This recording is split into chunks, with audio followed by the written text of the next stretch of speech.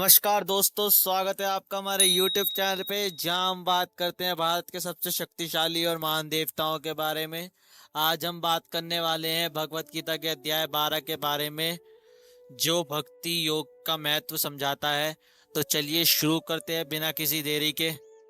अध्याय 12 भगवत गीता का, जिसे भक्ति योग भी कहते हैं, एक ऐसा पाठ प्रदर्शित करता है जो भक्त और भगवान के साथ मिलाता है।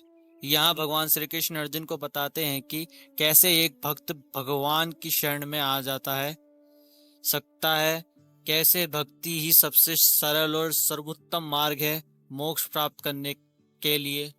अर्जुन उवाच एवं सतत युक्ता ये भक्ता सत्वां पर्युपासते ये चाप्यक्षरं व्यक्तम तेषां के योग वित्तमः। अर्जुन पूछते हैं, हे कृष्ण, जो लोग आपके शगुन स्वरूप के पूजा करते हैं और जो लोग अक्सर और अव्यक्ता भरम की उपासना करते हैं, उनमें से कौन उत्तम योगी है। अर्जुन यहाँ दो प्रकार की उपासना के बारे में प्रश्न करते हैं। एक जो शगुन भगवान की पूजा करते हैं और दूसरे जो निर्गुण और अव्यक्तों भरम की आराधना करते हैं।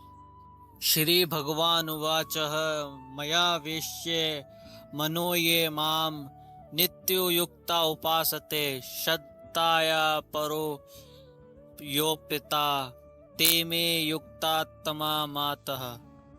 इस श्लोक का अर्थ है, भगवान श्री कृष्ण कहते हैं, जो मेरे सगुण रूप में अपना मन लगाते हैं,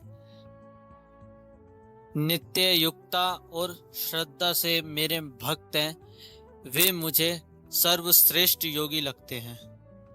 भगवान श्री कृष्ण यहाँ स्पष्ट करते हैं कि जो भक्त उनके रूप में उनकी मूर्ति में पूरी श्रद्धा से पूजा करते हैं, वो सबसे उत्तम है।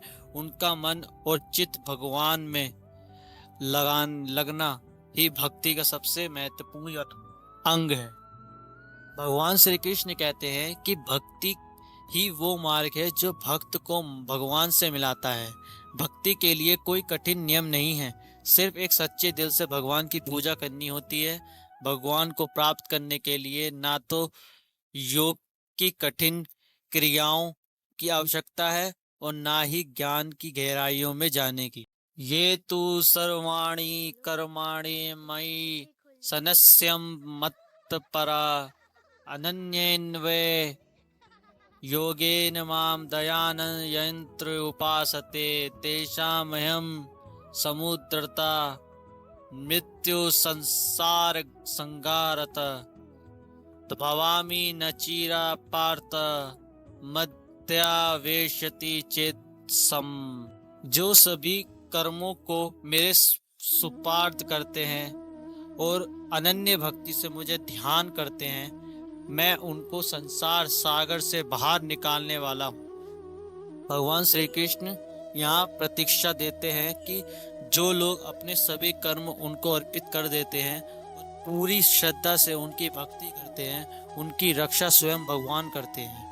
ये भक्त कभी भी संसार के दुखों में नहीं फंसे रहेंगे। भक्ति योग में निष्काम कर्मा यानी बिना फल की इच्छा के कर्म करना भी महत्वपूर्ण है। भगवान श्री कृष्ण कहते हैं कि भक्ति के साथ साथ अगर हम अपने कर्मों को भी भगवान के नाम कर देते हैं तो हमारे जीवन से सभी कष्ट और दुख मिट जाते हैं। तो दोस्तों, भगवत गीता के अध्याय 12 हमें ये सिखाता है कि भक्ति योग से हम भगवान को प्राप्त कर सकते हैं। अपने मन और चित्त को भगवान में लगाकर पूरी श्रद्धा से उनकी पूजा करके हम अपने जीवन को सफल और सुखमय बना सकते हैं। अगर आपको ये वीडियो पसंद आया हो तो लाइक और शेयर ज़रूर करें और हमारे चैनल को सब्सक्राइब करें। मिलते हैं आपको अगले एपिसोड में एक नए टॉपिक के साथ। तब तक के लिए जय श्री कृष्ण।